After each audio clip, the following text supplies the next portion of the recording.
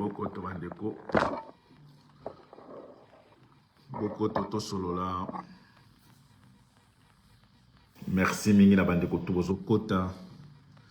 Merci na ba combattant nyoso fantôme bandeko tout au bozana Brazzaville. Bandeko tout bozana Afrique du Sud na zuba appel partout en tout cas. Merci mingi na ba encouragement na bino, merci mingi na ba félicitations ya musala tosali. Merci mingi na bandeko tout ya Bruxelles, ya France, merci mingi bandeko. Beaucoup de solo là, donc combat c'est pour les combattants, le combat ce n'est pas pour les farceurs, ce n'est pas pour des farceurs, le combat c'est pour les combattants. Quand on dit combattant, ça veut dire que tu dois être très fort spirituellement, mentalement, tu dois être fort. Le combat ce n'est pas pour les gens qui parlent beaucoup. Donc merci mingi na ba combattant tout place bozali. Bandeko, les lois ezali le 22, pardon, le 28.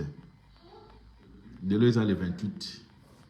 Mais, Mikolezo pousse na moke, toza pousse na toujours. Pona kosili anana chilombo na bato na ye. Yango nazo pesa mbote na ngai epai ya la grande dame Eunice Banze, la grande dame, donc la reine Eunice Banze. Donc là, nous sommes toujours sur Gessenstrat numéro 92, numéro 53. Tous les deux, ma magasin est dirigé par la grande dame, la reine Eunice Banze, donc au service du peuple. Bandeko boko toto solo là. Merci mingi na Nadine Likeka. Merci mingi na Nadine Likeka, donc la miss de Bwende. Donc na Bwende kuna ba miss bazali makasi blague te. Nadine Likeka, merci pour la fondation na la Nadine Likeka. Oyo ezali mama oyo aza ko sauver ba bandeko na biso na ba souffrance, ko aider bandeko na biso, bandeko to soutenir ndeko na biso ya mwasi Nadine Likeka. Donc ye aza plus aza résidente na Kinshasa, mais aza ko aider plus bato ya Kinshasa na Bwende, bana Bwende lo sako mingi boyamba Nadine Likeka, donc la miss de Bwende. Donc merci mingi bandeko na ngai nyoso bokoti. Merci mingi na bakombo ezoki matof Kulutu Freddy Monongo, merci merci en tout cas Kulutu Freddy Monongo na musalo sali ya kitoko. Merci mingi na Pati Electro, merci mingi na ba combattant tout. Je pense que naza makambo ebele ona kolobela awa pona kolakisa bino ke ba combattant bozala fier na bato lokola biso boye, parce que ce n'est pas donné à tout le monde ya ko telema ko loba non na tango bozomona mabe, parce que les Congolais sont na ebité bandeko na ngai boko banda eloko te boko misango tina suka. C'est pourquoi on dit que même ba Rwandais basi ba yeba ke Congolais soka bandi eloko akomisango tina suka te. La résistance c'était plus pour le contre l'occupation et contre tous les anti-valeurs. Mais lelo ozomona ke Congolais komi kolobake depuis bobanda ko bunda boko siko kombango bokena bokomenango wapi depuis bobanda ko bunda bandeko depuis to banda ko bunda bakomi otuna biso eloko nini. Et Cécile Abimana, merci en tout cas. Bazo tuna biso depuis bobanda ko bunda eloko nini échanger. Yoka ba Congolais bandeko nanga, yoka peuple oyo siko biso pe toza ko répondre bino. Depuis to banda ko bunda ezana makambo échanger. La première des choses eloko changer carte géographique ya Congo. To banda ko bunda depuis kala pona ko telemela balganisation, occupation, génocide des Osalema pana biso. Depuis to banda ko bunda pona ko répondre bino bato bozo se faire croire bozo kanisa ke boza plus intelligent que nous. Depuis to banda ko bunda to yebisa bino makambo échanger na mboka na biso yango ezosala ke to bato ko ata to tikali 2 to continue na ko bunda ba valeur ko bundila mabele na biso ya bakoko na biso, même si on reste à 2. Depuis to banda ko bunda makambo échanger na mboka na biso, carte géographique échanger. Ça veut dire ba kati biso mabele soki ba pesi yo lelo o dessiner carte géographique ya Congo, ce n'est pas la même carte géographique ya Zaïre. Et comme il y a une partie, wana no eza officiel, bakati une partie à Ruchuru, Bunangana, Kiwanja, et comme il y a Rwanda. Première réponse, tu peux répondre, bino yango wana. Depuis Bobanda ko Bunda, et là qu'on échangé, tu peux si bino réponse, carte géographique, il y a Congo échangé, bakati biso mabele. Deuxième chose, depuis Bobanda ko Bunda, et là qu'on échangé. Et là qu'on échangé, Jean-Pierre Bemba outi na Kenya, Aouti kolobela makambo ya déplacement, il y a déplacement, il y a plus de 2 millions de Congo, 2 millions 500 Congolais ba déplacer ba outi na bandako na bango. Ça veut dire ba implanter peuple mosusu ba chasser oya biso ba ki na ba tente. Kulutu arrive mbo, merci en tout cas losako kulutu. Et là comme ça changer yango wana. Jean-Pierre Bemba outi kolobaki il y a au moins déplacement de 2 millions 500 personnes au bas déplacées. Et là, comme on se changer, ça veut dire que y bato ana etikali vide. Baza ko implanter peuple tout. Baza ko implanter peuple tout. Et là, comme on se changer en Goana, ça veut dire place au bande qu'on a biso bazala qui va ko implanter tout. Yo moto continue toujours nako tuna biso ke et là qu'on ni échanger. Et là qu'on ni échanger le sous. Les on a répondre à peine à ça ko ya na réalité pour comprendre que bande olangai. Ezaka mabe soko moni bozana problème na ndako na bino même mutali banda zo mona ngo yo muko zo mona ngo te, ça veut dire c'est toi qui deviens un problème. Et loko nini échanger les sous na moto ya mboka na biso. Et loko mususu oyo échanger na moto ya mboka na biso toza oyo ezwa ko pousser biso to continuer na ko bunda ezali que na panier de ménage bato baza ko bakomi kolia ba makolo ya soso. Makolo ya soso, tandis que c'est au monique, et ça, bato mosusu o baza ko vivre, donc bazo vivre, donc bazo vivre, comme ba millionnaire, bazo vivre dans des ba bourgeois. Mais le peuple, le reste du peuple, ba komi kolia ba makolo ya soso, ba mosusu ba komi identifier, ba komi teke la bango na nini, ba mosusu mai ya komela. Il faut somba po omela. Biso na tango Mobutu tozaki komela mai ya robinet.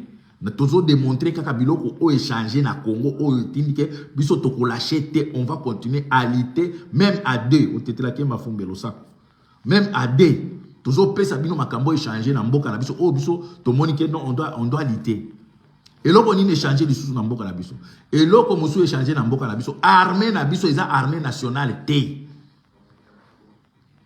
bino bato boza ba pro musique nazo ya pona répondre bino bato bobenga depuis bobanda ko bunda et loko moko za ko changer te to monika to tika combat ce qui yo ko tika le combat c'est pas pour les fainéants pour les lâches combat eza pona bato ba na état d'esprit merci mingi o tetela ki mafumbelo sa et là comme sous échanger to la kisi bino ke armée na biso ye moko président na bino azo kende na bamboka tout aza kolobake armée wana eza armée nationale te eza trop de il y a trop de brassage ça veut dire tozana armée te parmi biloko eza ko pousser biso ke to telema to ko lâcher te nous sommes sous occupation et là on y échanger les sous et là on échanger parc de Virunga ezalaka ya biso. Les locaux parc ya Virunga eza ya bisoté et comment ya ba Rwandais yango zo mona Paris Saint-Germain Arsenal bazo komawa visite Rwanda, ce n'est pas visite Rwanda, c'est visite le parc de Virunga ya Congo eza ici ya bisoté. C'est pour vous dire qu'il y a tant de choses oyo eza ko pousser biso tous à la debout de konanga soki o monique ozo kokate oza na ba argumenté tikela biso bato oyo nzambe abenga biso pona ko résister pona ko bunda. Combat eza pona bato yo bozalaka prêt ako koya po yo longo lingo décourager bato bazano na esprit à lutte. Nous croyons à la libération de notre pays. Et le Congo sera libéré par les dignes fils du pays, bato bazana esprit. Ezate ozo kende tala eloko mona yosa bino militaire akende na zamba na bitumba akende na calendrier te mais akende na boussole na montre. Pour ceux qui ont un calendrier, on commande calculer, na qui bouge boy, oh Léon a commis na 2 ans, non, bah après ça quand boussole cap au bunga. Ceux qui ont moni combattant au bouzok bunda na a commis au calculer depuis ton banda 2012, 2020, ti lelo, to a moni ka to changer, ça veut dire asa combattant te. Asa combattant te. Ba de kona nina ya en tout cas, jour wana otetela ko ke mafumbe oyambaki ngai na moni ke tolobela ki makambo musique mais tofandi boy toye komona ke bande na ngai nous sommes dans les bons Ba médiocre bako décourager bisote. Nous sommes dans les bons. Makambo toza komona, eza ba vision ba Lumumba. Parce que Lumumba à un certain moment ba ndeko ba ndo benga yeki aza orgueillé. Parce que makambo vision biso to mona ka mboka na biso. Souffrance ya peuple na biso ba to musu ba mona ngote. Mais esali biso ke to komi komona comment peuple na biso azo comprendre te. Mais ba to musu ya libanda ba komi ko comprendre. Le même c'est première mais lo sa ko de bana. Ba to ya libanda ba komi ko comprendre. Bande ko total na no biloko oyo. Pour bon comprendre que biso tango toza ko bunda ezaka bato oyo baza na esprit o ba mayele nde ba comprendre. Boye bake chaque fois na kati ya société bato bazaka na vision bazaka minoritaire. Mais ba ngombe na bantaba bazaka ebele. Ba meme ba mouton ba bono bobo bazaka ebele mais bato oyo bazaka na mayele ya bomoto ya ko comprendre. Bazar moke lokola biso bato lelo bazo finga biso nini pede wana a gagné bino a gagné mutute toyo kanano makambo mususu oyo bino bandeko na biso bato ya libanda bakomi bazo comprendre mais bino bazo comprendre te ça pour la loi qu'elle on le bénit ça pour le boakele ça pour boire le sac on attend comme on a une sauté bon tolanda bande ko na ngai bolanda no bande ko na biso oyo bazako yokela Congo mawa ça fait mal comme on a que étranger muto aza musike pa na bino azo comprendre ko le kabino botala bande ko nanga toyoka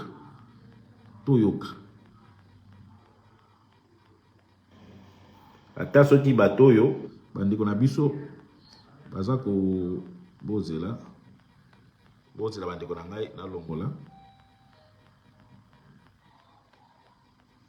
toyoka bandeko Fanny Poupa qui a fait son conseil 40 000 personnes. Bon, voilà. C'est là où on a 40 000 personnes, Voilà. ça qui est 40 000, ça J'aimerais qui en même temps passer Bon, un message à mes frères congolais. Vous voyez, quand c'est pour aller danser, quand c'est pour aller chanter, pour Fally Poupa ou bien aller dans des concerts comme ça, vous êtes 40 000. Votre pays est en train de brûler. Les gens, vous avez le pays le plus riche de toute la planète Terre, mais vous êtes l'un des pays les plus pauvres du monde. Quand c'est pour vous saper, pour aller là, ce que vous voyez là, c'est pas des mouches, hein, c'est des hommes, c'est des Congolais, plus des gens. Mais quand c'est pour parler de la cause congolaise, on voit personne. Quand c'est pour marcher dans Paris, là, la semaine dernière, on était peut-être 1000 ou 2000. Mais là, je vous parle de 40 000 personnes. Les gens sont quittés en Belgique, ils sont quittés en Hollande, ils sont quittés en Allemagne pour venir marcher, pour venir là, pour regarder le truc de Fally, là. Regardez comment c'est rempli. Pour ça, là, vous êtes champion. Vous sapez, vous truc. Mais le Congo qui est en train de brûler, une petite milice ou un petit pays comme le Rwanda qui vous attaque, qui vous tue, qui tue vos femmes, qui viole vos femmes. Là, il n'y a personne pour marcher, il n'y a personne pour revendiquer. Mais quand c'est pour remplir les salles comme ça, là, vous êtes champion dedans. Mais vous pensez que vous, peuple congolais là-haut, si vous ne vous levez pas là, qui va faire ça pour vous? Vous attendez Dieu pour faire? Non, personne n'attend Dieu. Vous ne voyez pas au Mali? Assimi Goïta est en train d'abattre un grand travail. Vous ne voyez pas au Burkina? Vous ne voyez pas? Restez là, allez remplir les salles. 40 000 personnes. Ne faites pas voir ce qui se passe dans vos pays respectifs aux yeux du monde, comme en Palestine, comme en Ukraine, comme en Russie. Restez là, allez-y danser Domolo, allez-y, la vie est belle, la vie est doux. Eh bébé, Dieu va laisser votre pays encore plus de 200 ans en train de se faire malmener, en train de piller. Les gens vont piller votre pays. Il va laisser encore. De la manière le roi Léopold II avait vendu tout le Congo là, c'est comme ça le Congo va rester. Continuez. Quand on vous dit de sortir, ne sortez pas pour venir marcher, ne sortez pas pour venir revendiquer ce qui vous revient. Restez là en train de faire thé. Bande d'ignorants, bande de chocoseurs, bande de mangeurs de Safi à Château Rouge. Quand c'est pour ça là, vous êtes champion dedans. Mais moi, je vous mets en garde. Je vous mets en garde. Le samedi 2 décembre, il y a encore une marche pour le Congo. Vous êtes sortis nombreux pour aller au conseil des familles. On espère que vous allez sortir nombreux comme ça aussi pour venir marcher, pour que toute la France, tout le monde entier sache que ouais, le Congo vit un génocide depuis combien d'années? Plus de 16 millions de morts. Des enfants meurent dans des trous. Des gens creusent du colbat, du coltran dans vos trucs. Et vous-même, vous êtes pauvres. Et ça vous dit rien. C'est nous là, on casse se lever, on casse taper nos poitrines pour vous. Hein? La charité bien ordonnée, elle commence par soi-même. Si vous-même, vous ne pouvez pas vous mettre devant, personne ne va faire ça pour vous. Aujourd'hui, les Maliens se sont levés comme ça. Les Burkinabés se sont levés comme ça. N'attendez pas Dieu qui va faire pour vous. Pendant que vous remplissez les églises, les Occidentaux là, qui ont envoyé Jésus chez vous là, ils sont en train de fabriquer les âmes. Voilà. Les Israéliens, les Palestiniens, les Saoudiens sont en train de fabriquer des âmes. Oh là-bas même, il y a Dieu. Vous là, Dieu vous a tout donné. Vous laissez dans la main des gens. Samedi 2, celui qui ne vient pas, c'est un barbier, c'est un maudit. Et puis on se croise là-bas. Celui, pour ce que j'ai dit là, celui qui veut me... Je suis là-bas. Bande d'inconscients. On se prend le samedi 2. J'espère que vous allez tous venir, comme au conseil de Fali. C'est l'Afrique qui gagne. On est ensemble. Ça fait mal. En tout cas, j'encourage les frères comme ça. Il faut que tu finga bino pour comprendre. Pour ngana boki tu ceux qui tozoloba, bozo benga biso to ba jaloux. Après bateau yo soko na mona wa. Bateau baza ko finga bateau ya boy. Y'a que des Congolais. Na kota ki na ba commentaire na utala bateau na kola kisabino baza moi sur 4 ou 5 ba lobby, baza moi ebele. Na kota ki na ba commentaire na tala siko réaction ya bateau. Ezakaka ba Congolais de baza ko finga ba étranger. À toi il faut s'occuper de ton pays. Et chez vous là-bas votre président bande bato baza ko yebisa bino ali no scénario lo sa konoko. Bande bato baza ko la musabino baza ko mona que ça ne va pas chez vous. Mais ceux qui bokoti na commentaire ya bato c'est ba Congolais de baza ko finga ya ça ne mo pas. Mais aza ko la musabino ke bande ko la bino c'est vous ça ne va pas. Réveillez-vous. Congolais azako finga ye. Bo finga ngata na boki tu bo mesana. Siko boye bisanga muto aza jaloux ya PD ya Fali na quoi? Aza fele aza nini jaloux ya Kofi en quoi? Aza jaloux ya ba musicien ya ba politicien congolais en quoi? Bota la muto. Encore c'est un jeune hein? Mais azako la musabino bande ko na biso ba Congolais. Mais au comment que les Congolais, vous comprendre que il y a que les Congolais de Batikali Libabe et Afrique, c'est les Congolais. Bayebi bino kana danse, oh, baza ko sa remarque kana danse. Bandeko pourquoi boko la mukate tozo la musabino bandeko botika makambo ya komona makambo ya Congo lokola bato muso bakoya ko bondela biso. Lelo yo zi chance za na France, za na Belgique bandeko ezamboka na bino te. Ezamboka na biso te bandeko na ngai. Komi mona ya enquête po yo komi na poto ozomandeko avenir ya mboka na biso eza en danger. Peuple azalaka identifié na mboka na ye. Soki déjà na mboka na yo bazomona ke zo mutupamba même wa libanda ba ko respecter yo te. Ba ko respecter yo te ndeko na yo bimaka na yo yanke. Finga no komanda eso boza ba jaloux, fallait a gagner biso, a gagner mutu te. Après combat ekokufa te même à dé. Mais toza ko yebisa bino ke bandeko na ngai boyoki na suka nango afingi bino bandeko na biso o boyozo yo kate boka isake boza ba yanke boleki batu na mayele Fali faire bandeko boza ba bolole bozo comprendre que mabele za ko kende tala peuple mosusu komi kolobela bino e komi kola musabino ke bandeko na biso musique eza na ngona tina te ba oboto la bino mabele ba oboma bino.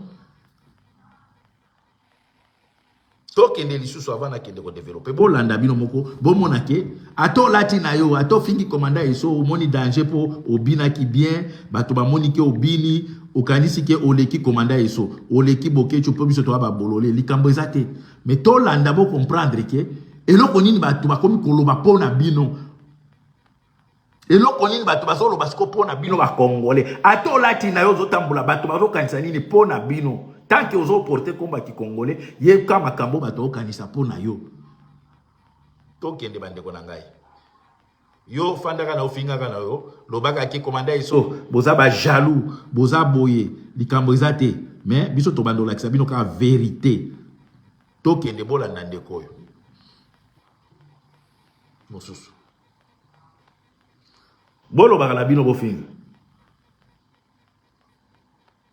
yoka rigoler vous frottez bande bole bisangai ça ce que moni bato bakomi kolobela bino moko bozolo bate donc boza peuple mosusu rigoler vous frottez les uns les autres et puis après vous baisez vous êtes premier à l'eau au conseil. Le petit peuple du Rwanda et Ouganda qui vous persécute, qui vous manque du respect matin, midi et soir. Vous pouvez pas. Jelana bande po boyo kanene abandaki hein. Boyo kanene abandaki. Alors ben bino toujours makama musique, toujours makama musique. Boyoka. Le Congolais, vous êtes sorti 40 000 personnes. Quand il s'agit d'aller vous amuser, rigoler, vous frotter les uns les autres, et puis après vous baisez, vous êtes premier à l'eau au conseil. Le petit peuple du Rwanda et Ouganda qui vous persécute, qui vous manque du respect matin, midi et soir. Vous pouvez pas aller là-bas et les envahir après mettre vos doigts dans leurs fesses. Vous pouvez pas faire ça. Quand il s'agit des amusements, vous êtes premier. Mais pourquoi vous faites ça? Vous là, il y a beaucoup de mosquées, il y a beaucoup d'églises. Vous pensez qu'un bon matin, Dieu va descendre avec les anges pour vous délivrer de tous vos démons? Rêvez. Ça, vous rêvez. Jamais Dieu va le faire. C'est vous là qui allez chasser les sorciers, les démons de Jéhovah. Parce qu'ils sont nombreux. Regardez en Palestine, regardez en Israël. Vous avez vu Dieu descendre avec les anges là-bas? Jamais. C'est eux-mêmes qui ont jeté eux-mêmes leurs propres bombes et ils sont en train de se bombarder les uns les autres. C'est comme ça marche. Votre comportement est aberrant et inadéquat. Ça marche pas comme ça. C'est quoi ça? C'est quoi ça? N'importe quoi. Et des stone. Bande. Soki bokoti image ya mutoyo. Bokomona ndenge ba Congolais baza ko finga ndeko yo na ndenge ya blague te. Ba Congolais ndenge bazo finga muto message ni ya mabe apesi azola musabino. Bo finga ngana bokechu po bo message na bino comme boboza ba anti-valeur. Boboye bisanga étranger azomona koma baza ko boma bino, aza ko la musabino, mais ozoka ke ba Congolais baza ko finga ye. Peuple zaïrois, peuple congolais. Pourquoi to koza la boye tina bato ba manda ko la musabino pona likola pasi na biso. Souffrance na biso, ba massacre na biso, mais bato mususu ba banda ko la musabiso. Po yo komi na ona poto, oza dia na Allemagne, oza na Afrique, et oza na Belgique. Donc au moins que c'est fini pour na yo, donc makambo ya Congo etali yo te bande ko langai. Atof sali ndenge ni ndeko langa makambo ya Congo ko lata yo. Ato lobine ba ko bando finga bino kake o peuple ni bolole. Bozo yo ka bato yo, ndenge baza ko lobela bino. Bande ko. Pourquoi tu causes à la boy? La musique au Congo est diabolisée. C'est diabolique, je m'excuse. C'est diabolique. Tolanda isu de comme sous. Kaka bango batu ya libanda. Donc mikolo bala muke li biso kola kisabino ke. Non, ça ne va pas. Ça ne va pas. Bon, comme il est Afrique, il y a des babes congolais, comme on a comment va pays comme on l'a mukeza mais il y a que des Congolais qui sont à Katia Bouzoba. Pour ceux qui disent au Loba, Bokechu Azoloba, quel peuple, Boloba, Bokechu, oh, Atangate, Bokechu, Azane Bolole, Bokechu, Azan jaloux. Mais oh, Yosiko Bazoloba, Baba jaloux en quoi? Token délicieux sur Bande Gonagai. Tolanda délicieux. Tolanda délicieux, pour bon monake. Atozo bimano yanke batu musuma mono koza bololé. Oza pela bololé. To landa ndekoyo. Est-ce que vous avez vu les images des Congolais au concert de Fali? Vraiment, je suis choqué. Yoka mama wana azolela na prière na musique ya. Yoka. Triste. Molimo mosantu na yike so molimo diabolique so ya Fali pour pas jouer bolanda ndekoyo. Mais on dirait que sa diaspora n'est pas conscient de ce qu'il attend, de ses devoirs, de sa responsabilité. J'ai vu une maman pleurer, tomber par terre. Na yike musique peut-être mukolo eloko ya ko revendiquer musique na ye. Bande kolangai. Na yebite po na omoni musique ya imbécile wana zo beta ya Fali risquer ba kata ba revendiquer ni droit d'auteur. Bande ko pona ke musique na zo beta. Ndeko ya uti kolobao. ala kisi ndenge mama moko na ebite soki ndenge to mona na église batuntuka mama lali na mabele nyoso lingi bima libanda kolela po afali azo yemba Après il na sa zo baluka ba komi osimba na hérité soki molimo mosantu soki molimo nini po mosantu ezaka te aza kolela aza kolakisa penza ke nzembo ya fali ekoti ye penza yango bato mu garçon asosala émission lobi to comprendre ba congolais te. Pourquoi beaucoup mis point d'interrogation en Afrique comme ça bino congolais? Pourquoi beaucoup mis quand on parle des Congolais, il faut avoir un point d'interrogation dans la tête. C'est quel peuple? Qu'est-ce que les Congolais pensent? Bande konangai. Tozo na botika na no kolongo. So toza na problème na commander iso likambo ezate. Mais toza ko la musande tozo bizana vérité que to komi la rise de tout le monde. Ato fingi na ongai, ato choli biso, mais o biso tozo loba. Eza vérité bato maele ba comprendre que bato ba mibali, bato loba vérité bangoyo. Comment bande konangai bokomi? Donc un Congolais ba ko tuna entre la musique et le pays. Qu'est-ce que tu préfères? Accompagner la musique. Accompagner la musique à tiki ne makambo. Donc pour il faut abina. Bande konangai comment beaucoup za la boyebo fingi sa nation mobimba. Musique la musique de Fali là c'est pour vous distraire. C'est pour vous distraire les jours où ce qu'il fallait azala ki lokola ba musicien. Déjà on a si ça pona na makamba ba musicien on a lingina tangawa. De là. Makambo ya kofinga oyo bato bafinga toyo kaliso mosusu na yo kisa ki bino jour wana pona kolakisa bo comprendre que ba africain bazo mona biso ndenge mosusu mais biso to mona ba omoni kande bolo baka ba wana ba yuma te bandeko bino bato ba yuma surtout bato Kinshasa boza ba vrai yuma ba bolole bino bo benga ba wana ba yuma mais ba wana ba réussir ko chasser ba français tala ce qu'on moni français Azako bercer, Azako kumisa moto. Yebake c'est pour les intérêts des Français. Les jours où kozala pour les intérêts des Français te, bon yebake, ça veut dire ba intérêt na bango komi menacé.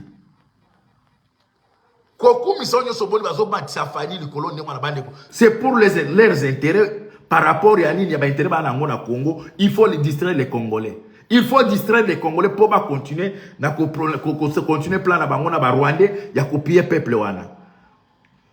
Bande ko toyoka lisusu bosi boyoka ki yango me toyoka na sepela ki na gaso makasi na sepela des lâches. C'est pas moi qui le dis, c'est ceux qui disent que vous savez danser. Les Congolais, vous êtes des cons. C'est pas moi qui le dis, c'est ceux qui disent que vous savez chanter. Les Congolais, vous êtes des truands. C'est pas moi qui dis, c'est ceux qui disent vous savez vous habiller. N'importe quoi le Congo, c'est pas moi je le dis, c'est ceux qui vous félicitent dans les bêtises. Vous n'avez pas honte. Depuis près de 30 ans, on est ici, caché dans la rébellion. Hein? Prends Paul Kagame comme leur soutien pour détruire le Congo. Vous êtes incapable de vous séparer de ce Congo. Combien de jours? Hein? Seulement un mois. 12 jours, Assimi Goïta, l'enfant qui vient d'arriver au Mali, il a fini le travail. Non, les Congolais, c'est pas la peine. Ça me fait mal de voir les enfants congolais en train d'être tués, massacrés. Partout, toutes les forces, même les forces gouvernementales.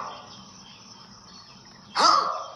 Qui vous a dit qu'on y est chez vous là-bas pour vous séparer ou bien on y est chez vous là-bas pour vous empêcher de vous tuer?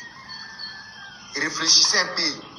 Vos bêtises, les sales conseils que vous faites pour aller remplir les stades en train de crier là. Arrêtez ça. Hein? Vous savez quel problème les Congolais? Ça me fait trop mal de voir le peuple congolais en train d'être massacré, tué, dépiécé à la machette et au fusil. Gouvernement complice. Société civile. Le peuple Congo. Regardez ce qu'on a fait au Mali. La carte de Mali est rouge. L'arrivée d'Assimi Goïta et le soutien des Maliens. Aujourd'hui, le Mali est libre totalement à 100%.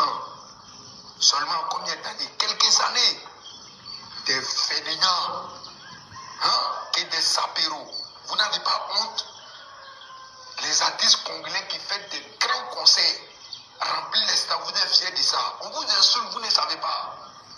pendant que les innocents sont en train d'être tués, d'être massacrés. Vous ne voyez pas Mali, vous n'avez pas honte, vous les Congolais. C'est quand vous allez vous réveiller. Il est 6h21 aujourd'hui, le 15, 11e mois 2023. Messi levé avec le choc, il n'est pas pu dormir. Quand il voit le peuple congolais en train d'être massacré, vous allez vous réveiller quand? Vous allez vous réveiller quand le peuple congolais? Qui vous a dit qu'on est là pour vous sauver? Bêtise!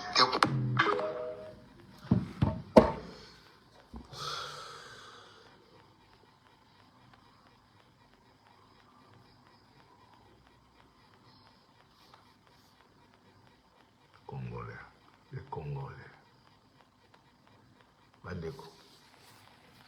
Soki ata ba message na biso ezokota bino te. Ata ba message ya bato ekokota bino te. Est-ce que makambo oyo biso tozobondela ba intérêt personnel ndenge bozomona biso? Soki biso boloba ke tozobondela soki mbongo, soki bon intérêt personnel, mais comment bato ya libanda bazoloba langue moko, langage moko na biso? Bandeko na ngai, ba Congolais. Makambo biso toza koyebisaka bino. Bato libanda bakomi kolobela bino. D'ailleurs bakokende na musika bakofinga bino. Bandeko, pourquoi bokozala boye bandeko na ngai tozoyebisa bino ke soki tolobi manifestation ezali esengeli kobima. Bakomi koyebisa bino soki pona danse bozobima ebele. Mais manifestation à toujours bengaka boya to manifester. Musique a fallu, c'est pour les intérêts des Français.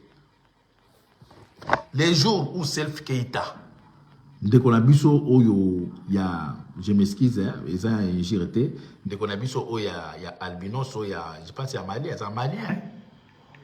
Le jour à l'obaki non à la France, la politique doit changer. Donc vous êtes en train d'exploiter le Mali. Ba interdire ya kalisu ko beta concert na pas arrêté. Ba interdire ye Self Keita. Ou ndo la biso ya musicien albinos, je m'excuse ça na fanda ndinga mabete. Ba ebisi ke aya kalisu na poto te na France te. Il y a pas tangwana Self Keita ça qui tout le temps ba médias tout européens. Mais le jour à Télémaki, alors non trop c'est trop. Vous êtes en train de prier notre pays. Est-ce que bon mona Self Keita kalisu na poto? Même koya ya pamba bomona kai. Soki bomoni ba français. Baza na stima ya artiste. Baza komatisaye. Yeba que ce n'est pas pour détruire l'artiste. C'est pour détruire son peuple. Le peuple de l'artiste. Son peuple. C'est pour leurs intérêts. Soki bomoni ba français. Baza na stima ya artiste. Moko yeba que c'est pour adormir toute une nation. Les lobes mon Self Keita zate amona la kalisute ils ont même ndeko na biso Tiken Jack Fall na mona ndeko mo comme na Facebook. En tout cas merci mingi ndeko lango opesa nga inspiration makasi ya lobi. Est-ce que boyebi pona nini Tiken Jack Fakofoli abeta iso na poto te ba interdisa pona nini? Mais tango na koti na Wikipédia na eko mona ke ba komia wa ke Tiken Jack Fakofoli joue une musique pour le éveil de conscience. Donc, tango ba français ba monique Tiken Jack Fakoli abeta kapona éveil ya conscience ba abeta kalisu na France te ayaka kalisu te ndeko na biso ivoirien. Ayaka kalisu te ba boya aya. Ba boya aya po azako sala éveil de conscience. Azala droit ko beta kalisu na France te. Self Keita azali sur la droit ko beta na France te po alobaki non trop c'est trop boza ko pied trop mabele ba peki sa yen même ayen ataka sur la France te. Mais intérêt nini oyo bango ba français ba boyeli de ko na biso Tiken Jack Fakofoli ba peki ba boyaye. Mais fali baza ko yamba baza ko foule na ba média makasi. Mais les jours kaka ndeko na biso nini Tiken Jack Fakofoli alobaki ke non ça ne va pas le peuple comme ça. Alors la musi peuple ti lelo baboya aya na poto. Baboya quand même pas passer ça la France. Bandeko. Concert au bomoni fali ba français ba soutenir, ce n'est pas pour l'intérêt du peuple. France eza ko collaborer na Rwanda. Projet ba français eza clair boyoka ngwe pa Sarkozy alobaki ba Rwandais baza muke. Il faut qu'on soit une partie à mabele ko pesa na ba Rwandais na Congo, ko soit Congo ko pesa bango une partie. Donc ba kata mabele na biso ba pesa ba Rwandais. So ko tuni ba français, biso awa toza na Belgique. Belgique eza muke, pourquoi bango ba kataka mabele ndambo te ba pesa na Belgique? Au contraire, Lille na Lille Lille ya France c'est ça qui a Belgique, mais ba français quel que soit grandeur à mabele na bango ba botola lisu ba français ba Belgique partie à mabele ya Lille. Mais biso baza ko obligé biso to pesa une partie à mabele na biso pas ba Rwandais pour ba Rwandais baza ebele baza na espace té. Mais entre temps le même Rwandais au bango bazo lo baza na espace té ba Rwandais au bango alobi baza ebele ba na mabele muke. Mais ba Rwandais wana baza ko sala appel na monde entier na ba anglais ba memela bango ba réfugiés ba ke de ko fanda na Rwanda. Mais bino boza na espace té ndenge bazolo ba ke boza peuplé. Mais bozo senga so ba to mususu ba pesa bino ba réfugiés to ba ofanda pa na bino po ba tia bango wapi. Donc intérêt ya fali, il faut pousser la diaspora, les Congolais dans la distraction. Comme ba playa ba Rwandais eko kisamaka ba français bazana sima ba Rwandais. Oh, fali a gagné ba combattant et bokecho za wapi bokecho mais boza malade boyebi makambo eleka kite to tiaki Macron na gouvernement na mal à l'aise to dazo yo kisabino bomona to za na arme mon côté to za na arme blanche mon côté to me ba manifestation. Mais tu déstabilises qui France jour wana transport ezala quitté et comment qui passe il transport to parce que na France ils ont le Congo té président na bino to kangama na embouteillage ça 3 heures 2 heures de temps na embouteillage c'est normal attaque ngami na embouteillage parce que aza ko produire l'autre côté donc a mbongo na kokota ba congolais o basala kana Kinshasa wana attaque ngami na embouteillage vous ne produisez rien mais ce n'est pas comme la France. La France n'est pas en anglais, time is money. Donc, tant qu'on ne pas la course, il y a temps, donc il faut que des bangou, même retard, il y a 10 minutes dans Moussala, au cause d'un problème. Mais besoin de que les combattants vont réussir à créer un embouteillage en France. Banzele Kangami. Sauf que tout le monde, chauffeur dans un combat, qu'est-ce qui se passe là-bas? Oh, il y a les combattants congolais. Il y a des combattants de l'autre côté.